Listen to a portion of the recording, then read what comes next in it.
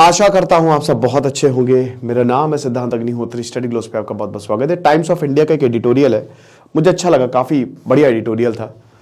तो मैं आज इन डेप्थ बात करूंगा कि क्या भारत की ग्रोथ थोड़ी स्लो है। तो चलिए देखो, मैं पीपीटी वाइज चलूंगा और उसके बाद मैं आपको तगड़े से एक्सप्लेन करूंगा एक एक चीज, मजा आ जाएगी आपको, ठीक है। लेकिन इससे पहले आज हमारा आखिरी दिन है सेल का। जिन्होंने पॉर्न एडिक्शन का कोर्स लिया है, चैट पे जाएं, वहां पे आपको एक टेलीग्राम ग्रुप का लिंक मिल जाएगा। कल से क्लास शुरू होगी, ठीक है। और नहीं अगर आप ज्वाइन कर पा रहे हैं तो व्हाट्सएप पे जो हमारा हेल्पलाइन नंबर है वहां पे आप अपनी रिसीट भेज दीजिए, आपको वहां पे भी लिंक मिल जाएगा। तो टेलीग्राम ग्रुप को जरूर ज्वाइन करें। कल तो क्लास सबके लिए पब्लिक ही होगी, तो टेंशन लेने की बात नहीं। 2.5 महीने तक कोर्स चलेगा और अभी आज आखिरी दिन, आज रात 12 बजे हम सेल खत्म कर देंगे, तो फटाक से कोर्स को अवेल करें। तो यहां पे हम बात किसकी करेंगे? हम यहां पे बात करने वाले हैं भारत की ग्रोथ की। क्या भारत का ग्रोथ थोड़ा स्लो है? देखिए, हम चाइना से कंपेयर करते हैं, बट चाइना से आप कंपेयर कर नहीं सकते क्योंकि चाइना में बहुत प्रॉब्लम्स हैं, but that country is very developed. बहुत दिक्कतें हैं, बट वो कंट्री में टेक बहुत भयानक है। एक मैं व्लॉग देख रहा था, पासपोर्ट स्कैन करके आपकी डिटेल्स आ जाती है। आपको ट्रेन में ट्रैवल करना, पासपोर्ट स्कैन करिए, अलग ही लेवल। कुछ कुछ जगह तो जापान से भी ज्यादा डेवलपमेंट है वहां पे। क्या हमारे यहां वो डेवलपमेंट हो सकता है? बिल्कुल हो सकता है। टैलेंट में भारत नंबर 1 है। तो बात करेंगे कि भारत की economy, Indian economy is booming, stock prices are through the roof, among the best performing in the world. हम सबको पता है भारत दुनिया का top 5 stock market super power बन गया है। स्टॉक मार्केट बहुत शानदार किताब अभी जस्ट सुभाष चंद्र गर्ग ने, बहुत ही शानदार किताब जो मैंने लगी, मैंने पूरी नहीं पढ़ी बट मजा आ गई मुझे। आप वो किताब जरूर पढ़िए, वी मेक पॉलिसी, बहुत ही बेहतरीन, ठीक है। और उसमें एक बहुत बढ़िया चीज है कि कोई भी अर्थशास्त्री बन सकता है, ठीक है। वो मैंने उनका इंटरव्यू देख रहा था, उसमें उन्होंने बोला था कि कोई भी अर्थशास्त्री बन सकता है। देयर इज नथिंग कि आप, हर इंसान अर्थशास्त्री है। जब उनसे पूछा गया कि कौन सी किताब आप रिकमेंड करना चाहेंगे, तो उन्होंने कहा कि हर इंसान और मैं भी यही बोलता हूं कि अर्थशास्त्र समझने के लिए आप बस बेसिक समझ लो। ये इकोनॉमिक्स जो है ना, जब से इंसान आया है, आप अपने घर कैसे चलो वही इकोनॉमिक्स है, समझ लो। बस उसको बड़े लेवल पे ले जाओ, वो देश की इकोनॉमिक्स हो जाएगी। तो भारत की इकोनॉमी को इसीलिए अगर समझना है, इकोनॉमी बहुत मस्त सब्जेक्ट है। इकोनॉमी और ज्योग्राफी अगर आप दिमाग लगा रहे हैं तो आप अपने आप ही समझ जाएंगे। तो अब स्टॉक मार्केट की बात करें, पूरी दुनिया का पैसा जो है वो भारत में आ रहा है। सरकार जो है वो एयरपोर्ट्स बना रही है, ब्रिजेस बना रही है, रोड्स बना रही है। क्लीन एनर्जी इंफ्रास्ट्रक्चर पे हमारा ध्यान है हर जगह, इट इज विजिबल एवरीवेयर। और भारत का जो टोटल आउटपुट है, यानी कि gross domestic product, that will increase to 6%। But क्या 6%? That's it? क्या 6% पे हमको रुक जाना चाहिए? ओनली 6%? ये तो मुझे कुछ समझ में नहीं आया यार। हमारी ग्रोथ जो है वो डबल डिजिट में जानी चाहिए थी, बट नहीं जा रही है। Bharat is a very big market. एक तरफ तो हम अमीरियत देखते हैं, दूसरी तरफ बहुत ज्यादा गरीबी है। एक तरफ वंदे भारत लॉन्च होती है, दूसरी तरफ जनरल डिब्बे में जो लोग हैं वो भेड़ बकरियों की तरह जा रहे हैं। एक तरफ भयानक इंफ्रास्ट्रक्चर हमको देखने को मिलता है, दूसरी तरफ उसी इंफ्रास्ट्रक्चर पे सोते हुए हमको गरीब लोग देखने को मिल जाते हैं और फिर कोई इन पर कार चढ़ा देता है। एक तरफ तो हम बहुत बड़े सुपर पावर होने की बात करते हैं और दूसरी तरफ सुपर तो छोड़िए, पावर बहुत सारे गांव में नहीं है। हालांकि सरकार इस पे काफी ज्यादा काम कर रही है, नो डाउट। सरकार का देखिए, एक चीज आप समझिए, कोई भी पॉलिटिकल पार्टी जो भी सत्ता में आती है वो बेस्ट देना चाहती है भारत में। क्यों? क्योंकि अगर वो बेस्ट नहीं देगी तो अगली बार उसको हटा दिया जाएगा। लेकिन यहां पे ये म्यूचुअल है। अगर सरकार काम कर रही तो आपको भी अच्छा काम करना है, सरकार गलत काम कर रही तो आपको सवाल उठाने हैं। ये पब्लिक की तरफ से भी ये म्यूचुअल आता है, आप समझ रहे हो। So investment by Indian companies is not keeping the pace. देखिए, कुछ भी हो, लेकिन कहीं ना कहीं प्राइवेट सेक्टर जिस तरीके से भारतीय कंपनीज इन्वेस्ट कर रही हैं वो शायद उस पेस से नहीं है जितना सरकार जो है वो बना रही है। The money that companies put into the future of their business for things like new machines and factories is stagnant. अब ज्यादा फैक्ट्रीज, आपको स्टार्टअप लग रहा होगा, लेकिन दोस्तों रियलिटी ये है कि एक बहुत बड़ा तबका बेरोजगार और बेरोजगारी दर बढ़ रही है। सरकारी जॉब की तरफ लोग जा रहे हैं, फैक्ट्रीज कम लग रही है, मशीन्स पे भी इन्वेस्टमेंट कम हो रहा है। बहुत लोग अमेरिका जा रहे हैं, वहां पे डेवलप कर रहे हैं। क्यों ऐसा हो रहा है? As a fraction of India's economy it is shrinking. Yes, ये कम होता जा रहा है।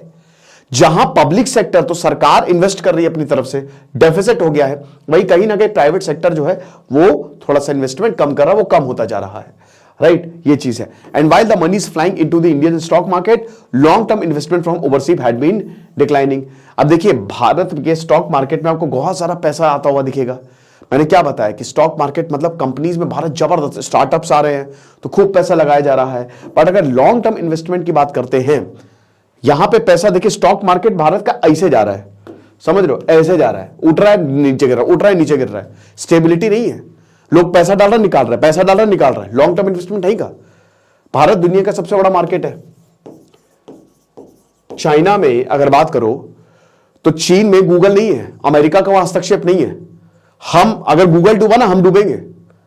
भारत को बाहर के मार्केट ने कब्जा करके रखा हुआ है, चाहे वो चाइना हो, चाहे वो साउथ कोरिया हो, चाहे वो यूएसए हो।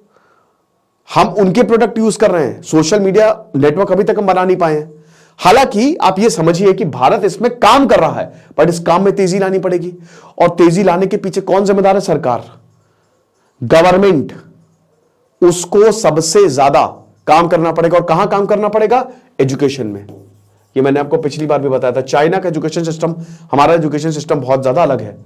सरकारी स्कूल्स को वर्ल्ड क्लास बनाओ, लीडर्स ऐसे हो कि वो लोगों का सोचे। अजीब बात है कि आज जो लोकतंत्र का मंदिर है वहां पे जो लोग बैठते हैं, करोड़ों की संपत्ति है उनकी। मैं ये नहीं कह रहा हूं कि आप संपत्ति मत बनाओ, लेकिन आपको रिप्रेजेंटेशन कम मिलेगा उस तबके का जो लाइन में सबसे पीछे है।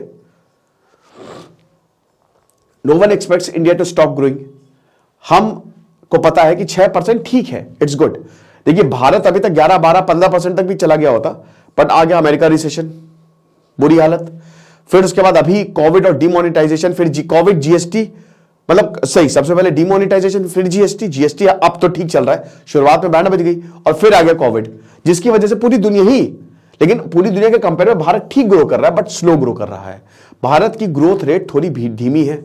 अब मैं ये क्या आपको बात क्यों बोल रहा हूं? देखिए हम चाइना की बात कर सकते हैं, लेकिन हम अमेरिका और यूरोप की बात नहीं कर सकते। आप ये मत बोलिए कि आप अमेरिका और यूरोप, हम 5वें 6ठे नंबर पे आ गए एज एन इकॉनमी, बहुत अच्छी बात है, बहुत तारीफ करने की बात है, बट हमको ये नहीं भूलना है कि भारत में 3 भारत बसते हैं। एक भारत वो है जो अमीर है।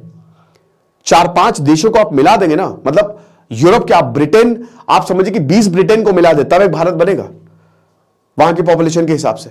तो हमको ये नहीं भूलना चाहिए कि भारत की जो पॉपुलेशन है वो लगातार ग्रो करती जा रही है। सेंसस अब अक्टूबर में होगा, और आप मान के चलिए कि 140 करोड़ तो हो ही गए हम, या उससे ऊपर ही। तो एक तरफ अमीर भारत है, दूसरी तरफ मिडिल क्लास भारत है, तीसरी तरफ उससे गरीब, चौथी में सब गरीब भारत, और 5वें में सबसे गरीब भारत। समझ रहे हो? तो बहुत सारे भारत चल रहे हैं। तो हम सिर्फ अमीर भारत को देख के ये परसेप्शन नहीं बना सकते कि हम बहुत बढ़िया काम कर रहे हैं, क्योंकि पॉपुलेशन हमारी बहुत तेजी से ग्रो कर रही है और रिसोर्सेस है कम। आज ही हासदेव फॉरेस्ट में मैंने लेक्चर किया, अभी अपलोड होगा थोड़ी देर में, तो आप देखिएगा वहां पे प्रॉब्लम क्या हो रही है। तो it is very very ironic. It's government has set a national goal of catching up China and becoming a developed nation. 2047 तक ये है कि हम डेवलप्ड नेशन हो जाएंगे। हम शायद मैं मत लगाऊंगा, या हो ही जाना, हो तो जाना चाहिए, उससे पहले ही हो जाए। देखिए डेवलप्ड नेशन हम 5 साल के अंदर बन सकते हैं, आपको मार बता दूं मैं।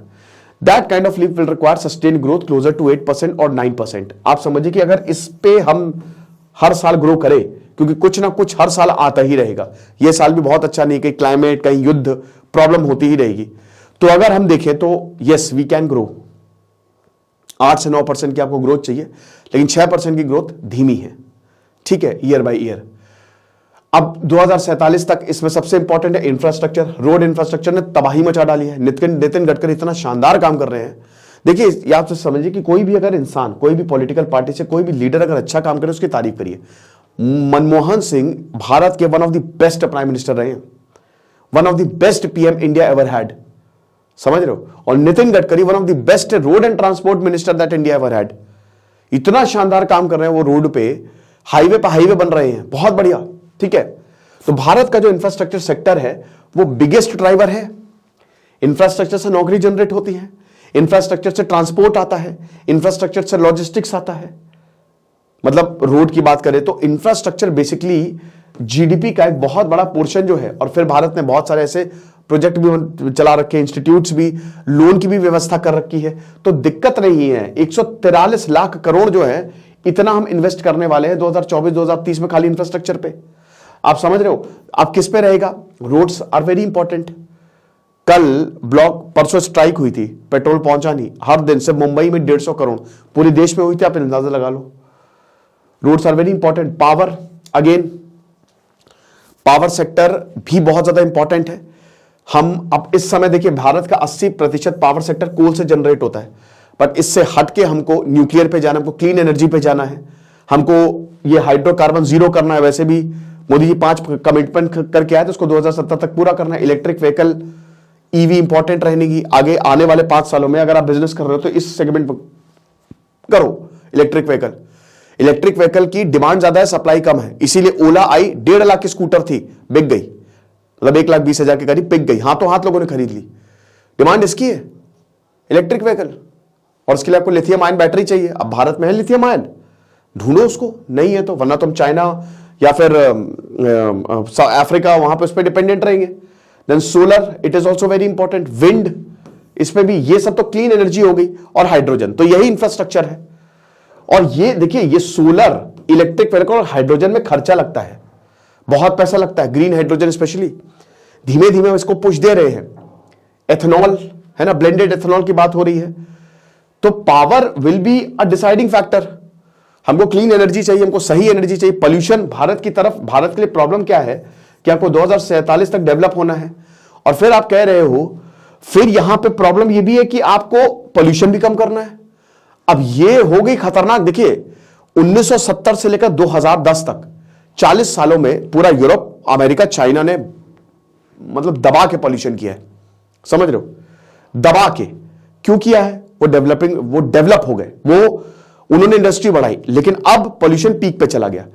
तो अब जब हमारी बारी आई तो हमारे सामने पोल्यूशन खड़ा है, वो ऑलरेडी पोल्यूशन फैला के चले गए हैं, तो उनका खामियाजा हमको भुगतना पड़ेगा। और उसको ध्यान में रखते हुए प्राइवेट सेक्टर का इन्वेस्टमेंट बहुत ज्यादा जरूरी हो जाता है। भारत की इंफ्रास्ट्रक्चर ग्रोथ की बात करें तो 2 साल के बाद बहुत ज्यादा प्रोग्रेस हमारी नहीं है। देखिए हम प्रोग्रेस कर रहे हैं, लेकिन आपके सामने बहुत सारे ऐसे एग्जांपल्स हैं कि प्रोजेक्ट्स हमेशा डिले होते हैं, या टाइम पे भारत में प्रोजेक्ट बहुत ही कम कंप्लीट होते हैं। The country has a set target of building 13,800 kilometre highways. 2024 तक हम इतना ज्यादा हाईवे जो है वो बनाना चाहते हैं, ठीक है। India has world's second road network. Bharat की रोड नेटवर्क आपको पता है, नेशनल हाईवे होता है, फिर स्टेट हाईवे होता है, राइट, फिर मतलब बहुत सारी ऐसे रोड्स होती हैं, ठीक है, इंटरकनेक्टेड रोड्स होती हैं। तो 6.37 मिलियन किलोमीटर का जो नेटवर्क है हमारा, लगभग 60 लाख किलोमीटर का नेटवर्क जो है, 63 लाख का, वो बहुत बड़ा नेटवर्क है। दुनिया का सेकंड लार्जेस्ट रोड नेटवर्क है, क्योंकि भारत बहुत बड़ा है।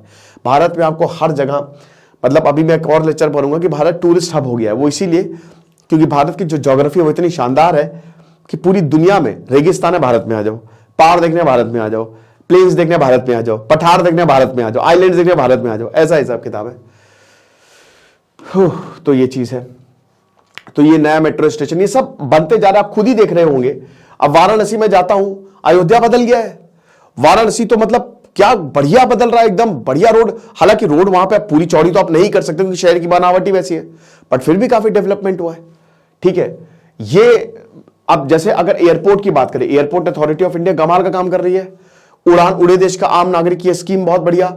मतलब आप ये समझिए कि जहां पे मुश्किल होता था आम जनता के लिए प्लेन में सफर करना, आज तो जो एयरपोर्ट होता है वो बस अड्डा लगता है, इतनी भीड़ रहती है, समझ रहे हो।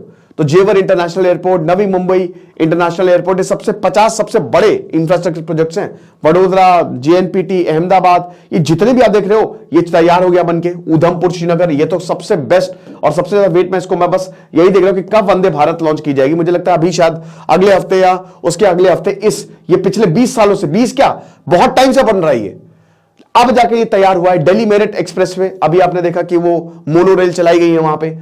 जल Marg Vikas project, Dhubri Phulbari bridge, Brahmaputra connection, नदी ब्रह्मपुत्र पूरे आसाम को, और जो अरुणाचल प्रदेश, बाकी इधर उधर जितने भी नॉर्थ ईस्ट में काफी जगह जो है वो ब्रह्मपुत्र पहुंच जाती है। तो यहां पे ही नेटवर्क बना दो, नदी से आप ज्यादा आसानी से पहुंचोगे, ज्यादा जल्दी पहुंचोगे। Mumbai Ahmedabad bullet train, station तैयार भी हो गया लगभग लगभग। Dwarka expressway, Delhi Ghaziabad Meerut rapid rail system जो अभी बन के तैयार हुआ है, उसका फेज 1, और वीवीएसपीएल पाइपलाइन एक्सटेंशन।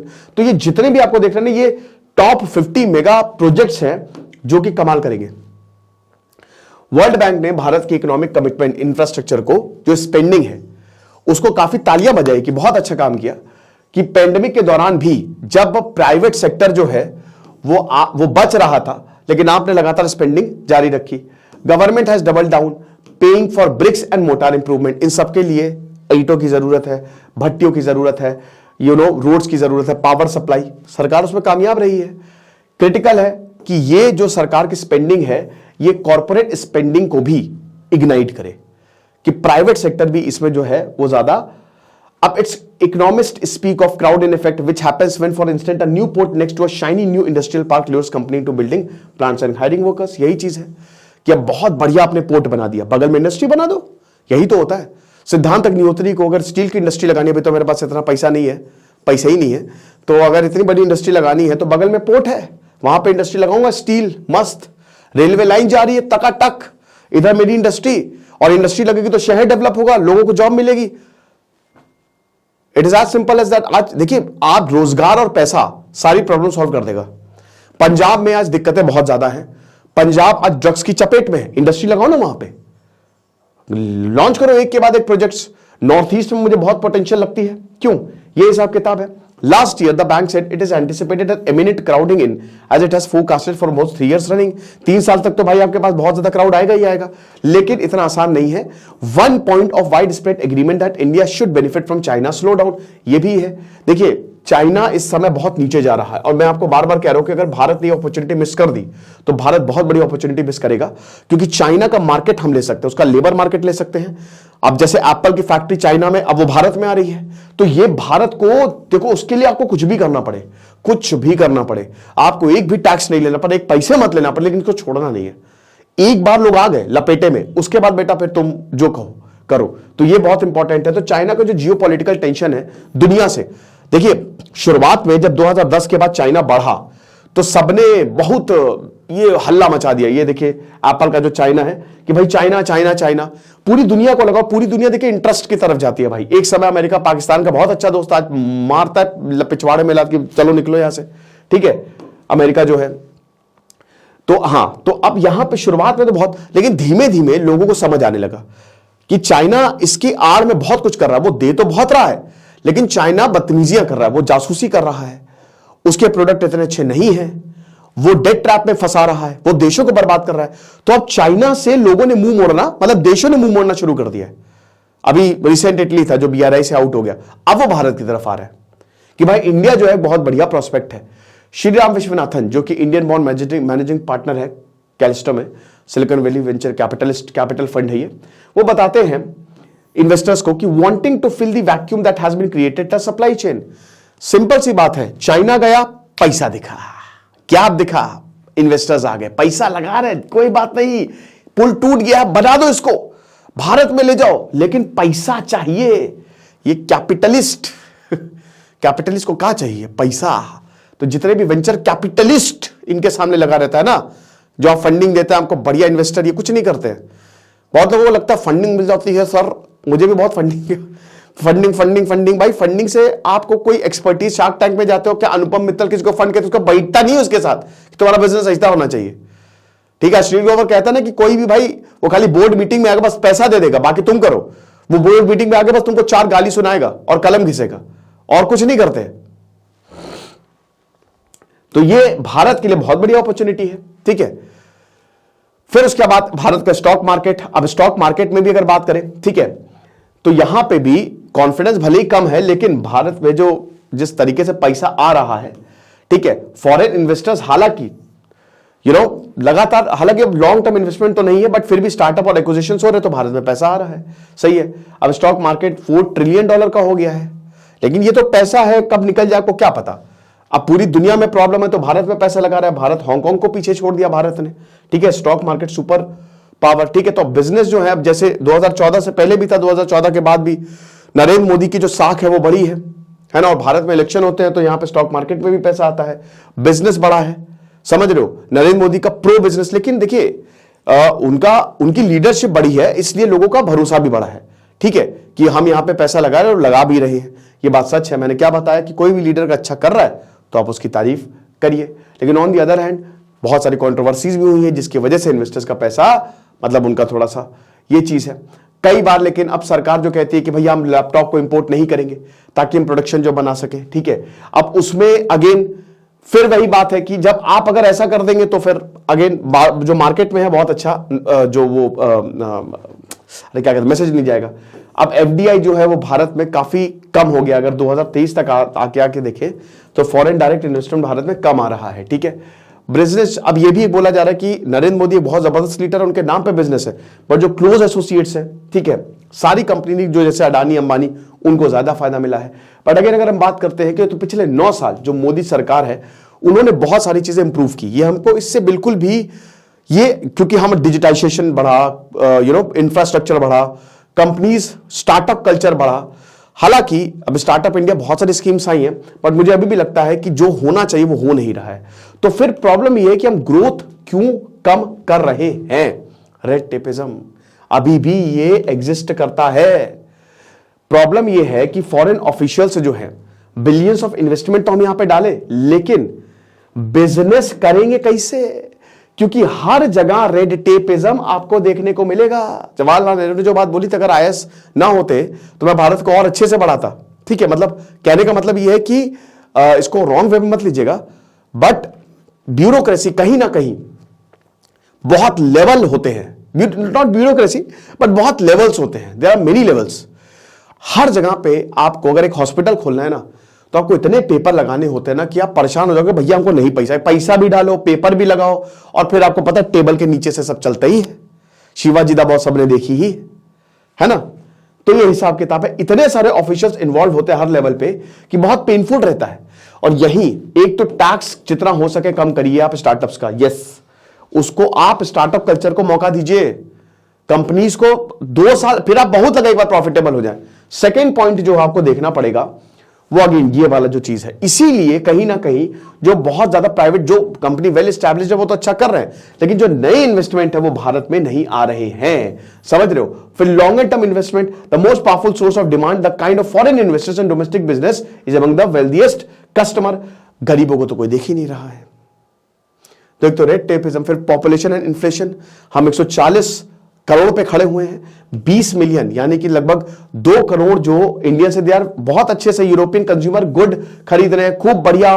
मैंने क्या बताया, ये अमीर लोग हैं, ठीक है, ये अमीर खूब बढ़िया, और जो अमीरों को टारगेट किया जा रहा है, खूब सब बिक रहा है। बट ज्यादातर पॉपुलेशन अभी तक उनको पैसे, मैंने बताया ना वही, ना पैसे ना फ्यूल, 1000-2000 भी मिल जाए तो बहुत है।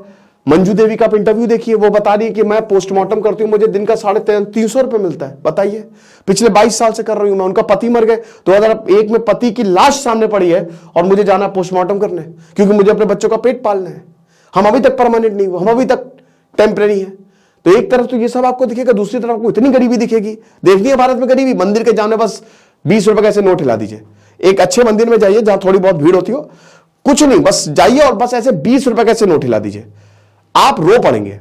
इतने लोग आ जाएंगे ना, इतने लोग आ जाएंगे, बुरी हालत। कभी पूरी बांटिए, क्योंकि मैं और मेरी वाइफ हर हफ्ते जाते हैं, ये काम करते हैं।